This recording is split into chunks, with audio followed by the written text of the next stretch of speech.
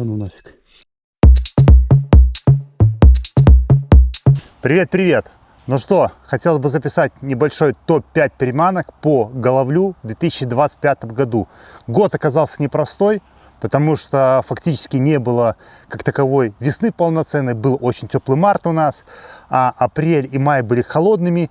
Сразу наступило лето в июне, и потом практически пол-лета лили дожди с высоким уровнем воды. И поэтому рыба очень часто меняла свои повадки и места стоянки. Приходилось каждую рыбалку приспосабливаться и подбирать ключик. Где-то было очень много поклевок, где-то было практически ничего. Были трудовые рыбалки. Ну и так, начнем. Мой топ-5 приманок. Открывает мой топ-5 приманок такой уникальный вобер, как уникальный, очень популярный вобер Чаби 38 SSR, вот в таком вот цвете. Обычно эта приманка у всех блогеров находится в топ-1, там топ-2 приманки. Я, к сожалению, редко на нее ловил, но в этом году, так как уровни воды постоянно были большие колебания, этот вобер себя проявил лучше всех. Потому что можно было провести по очень заросшей воде. Дело в том, что его заглубление можно делать около 1-2 сантиметров под водой, таким образом облавливая небольшие окна среди водорослей в 2-3 метра. Ловлю, как правило, им на снос. Забросы делать можно очень четко, потому что данный воблер оборудован системой дальнего заброса, что позволяет его забрасывать на 5-7 метров дальше, чем предыдущие версии без системы дальнего заброса. При том, что она сохраняет все те же шумовые качества и классическую игру на любой струе. По проводке, как обычно, кидаем нужное нам место, дальше делаем на снос проводку, кончиком спиннинга подыгрываем ниже-выше и получаем, в принципе, поклевку. Классическая схема, ничего особо изобретать не надо. Итак, сейчас покажу видео поимки головля на этот вобер. Делаю классическую проводку, делаю снос, ничего не изобретаю, и следует поклевка.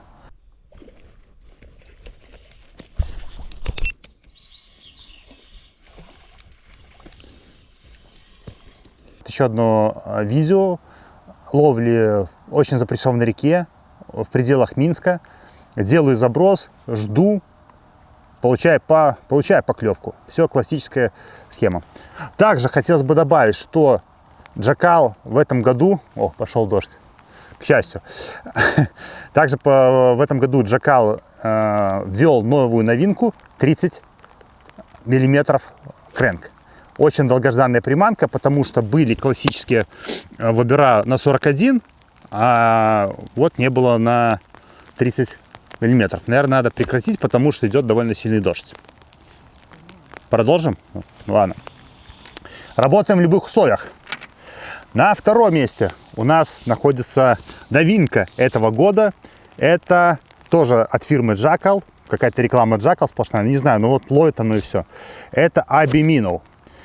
Уникальная приманка, которая ничуть не похожа по игре на Chubby Minnow, потому что многие думают, что это вот похожие аналоги, но нет, это абсолютно другая приманка, она более толстая и требует абсолютно другой проводки. Проводка у нее заключается в очень медленной подмотке, держит отлично струю, буквально вот рыба должна активничать. Особенно эффективно работают в начале весны, в апреле-мае, когда еще вода не прогрелась там до 13-15 градусов. Этот вобер, в принципе, у меня отыгрывал лучше, чем хваленый и, как завсегдатая классика, это Ridge 35. Но в этом году Ridge 35 вытеснил именно этот вобер. Игру приманки вы сейчас увидите на экране. Обратите внимание, что игра приманки низкоамплитудная, колебания небольшие. Однако очень правильный баланс приманки позволяет приманивать самую пассивную рыбу. Также предлагаю к просмотру поимку первого головля сезон 2025. Так, вот я сделал проводку, увидел, что есть рыба, и со второй проводки следует мощнейшая атака, а дальше комментарии излишни.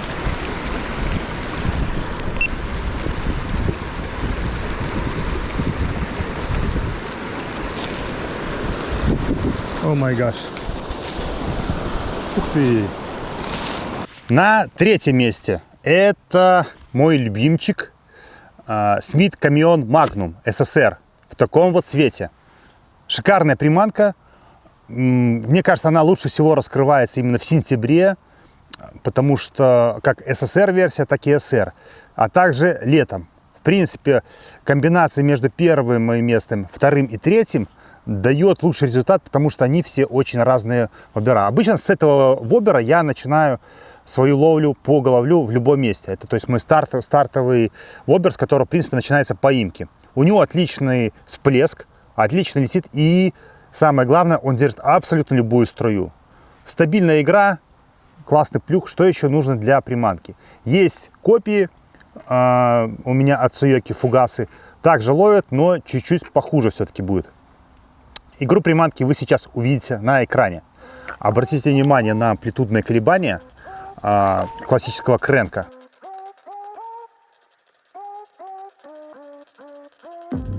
А также на уникальный плюх. Он заглубляется после приводнения на 3-5 сантиметров и дальше довольно медленно всплывает. Фугас чуть быстрее всплывает.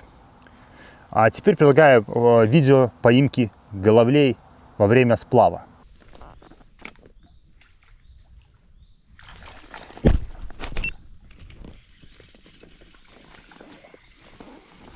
О, уже более-менее серьезно пошел головлик.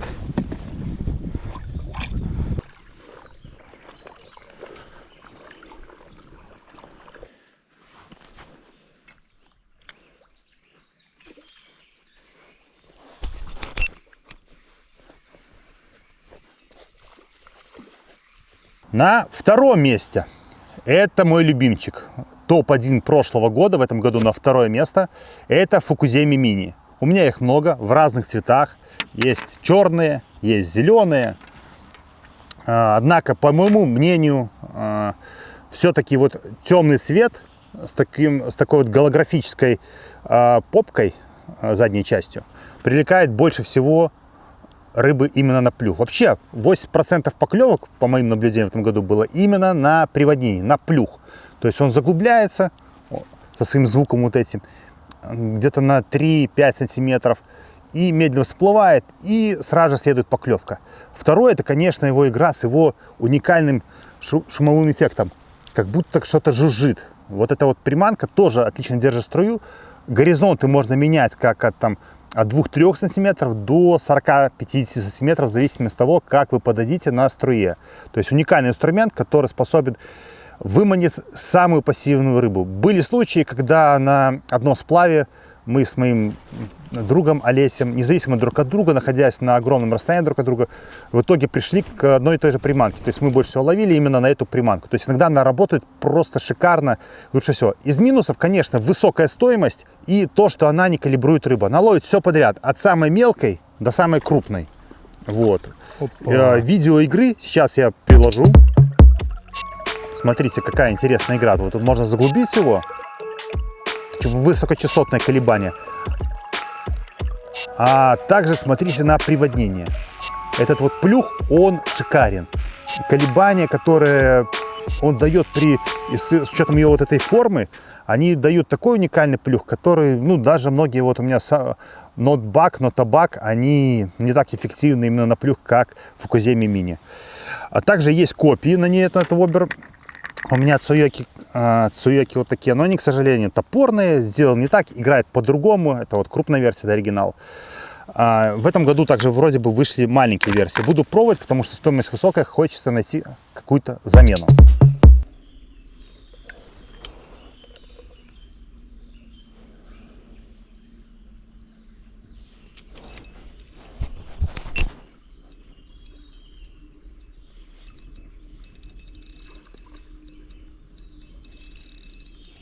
Понять, какого там размера чапну, там очень большой.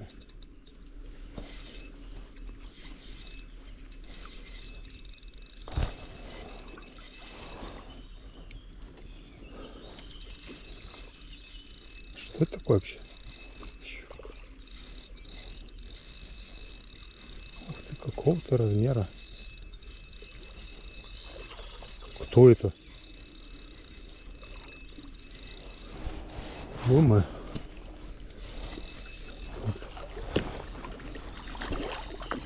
Ой-ой-ой, какой хороший.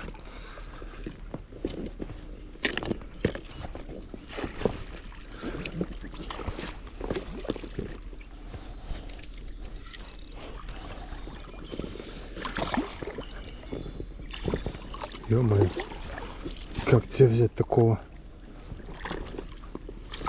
Опа! Ну что такого? Блин, я не взвесить себя даже. Но это хороший голавль.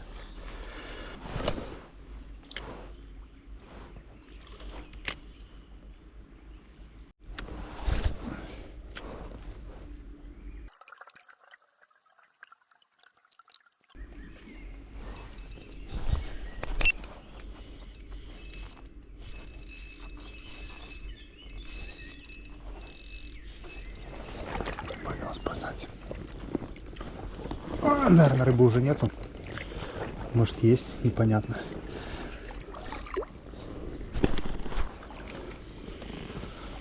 Ой. Надо глубоко. Не, рыба еще сидит. Сейчас подплывем, посмотрим, что там за рыба. Ой, так там голавль. Ой-ой-ой. Ой-ой-ой. Тоже неплохой. Тоже неплохой. Тоже неплохой. Да, уже мерить не будем. Ну и на первом месте в этом году у меня однозначно это ZBait Hickory. Приманка классическая, ловлю ее 5-6 лет. Впервые я познакомился с ней от одного рыбака в Минске, в центре Минска. Он мне рассказал, что там около Лошицы ловил. Он сначала говорит, что в этих местах лучше всего работает Hickory. Я это название запомнил, дальше прогуглил, купил. И сходу у меня начал ловить как головлей, окуней, так и щук. Очень любит его щуки, поэтому часто довольно откусывает. Что могу сказать по этой приманку? Иногда Hickory ловит тогда, когда не ловит вообще ничего. То есть вот можно, у нас были рыбалки с моим другом, когда мы ходили несколько часов, искали рыбу, ни на что не клевал, поставил я Hickory, и у меня начались там одна за одной раздачи, у моего друга ничего не клюет, пока он тоже не поменял на Hickory. То есть бывают такие моменты, когда он просто выключает все остальное, именно на всплеск и на игру, то есть у него классный всплеск за счет его формы какой-то, системы дальнего заброса. Игра так, немножко по спирали идет, средняя частотная, на струе он довольно высокочастотную. Из минусов, конечно, высокая стоимость и то, что он держит струю. Вот он не держит очень сильную струю, он начинает, игра сбивается. Спиралевидная его вот эта игра, она тоже очень приманивает рыбу. Есть, конечно, аналоги. Ну еще из минусов то, что ZBait вообще все любят пить воду, поэтому обязательно проклеиваем все петли. Река ж большая, у него куча рек вливается.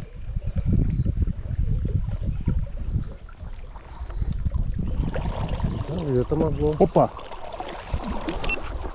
Голавль отнесется к этому нормально, притом очень серьезный. Очень серьезный. Очень серьезный голавль, наверное. Ё-моё, может это не голавль? Нет, это голавль. Если серьезно, это твой Hickory. А голавль нормальный. Голавль очень хороший. Пришел, закинул. Как так? Красава. Ё-моё! Что это такое? Он просто пиво напился. Пенится, как пиво.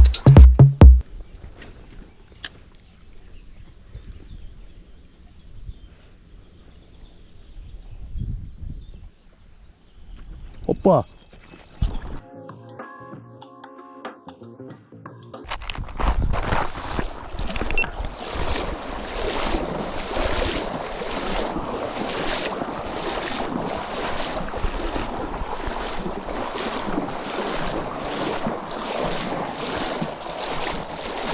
Так, я скидываю палочку пока.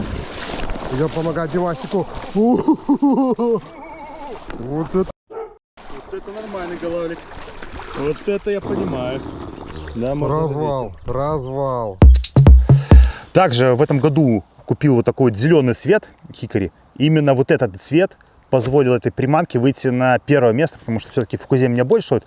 Но именно зеленый цвет во время ливня или после ливней по высокому уровню воды на всплеск, вторая половина лета, ловил самых крупных головлей. Не знаю, делали в свете, делали в чем, но наблюдал, когда вот ловил другими приманками 20 минут в одном месте, ставил его, в том же месте сходу у меня прям клевал крупный головль. Вот эти вот видео это. Тут комментарии излишни.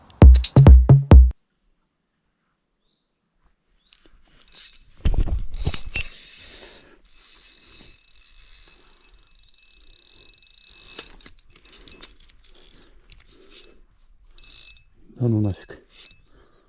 Что за рыба?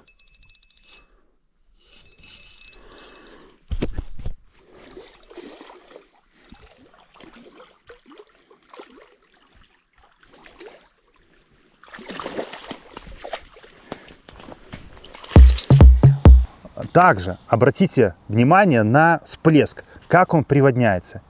Это просто что-то с чем-то. Он глубже всех приводняется, к слову. Ну, это вот, не знаю, чем-то связано, форма такая или что.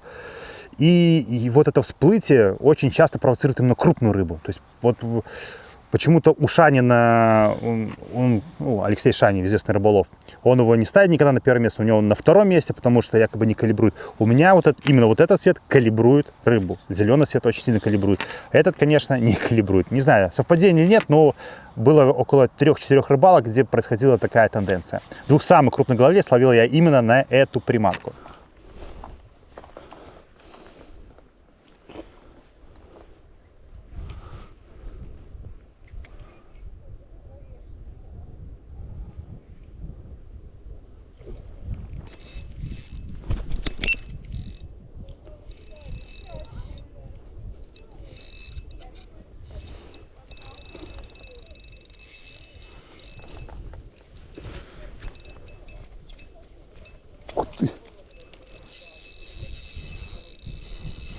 Нифига себе головль.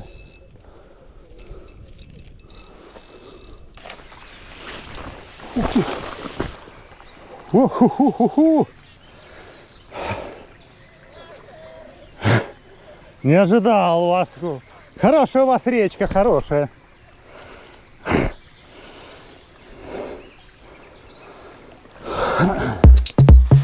Также хотелось бы добавить, наверное, потому что я не буду делать обзор по топ-5 приманок по жереху, потому что у меня все практически поимки жереха были в прилове, у меня очень мало было жереховых рыбалок, я как бы отказался в этом году в пользу головлиной рыбалки, поэтому работали стики, Рафаэль, потом Риджи, самое интересное, кстати, поклевка 35-й.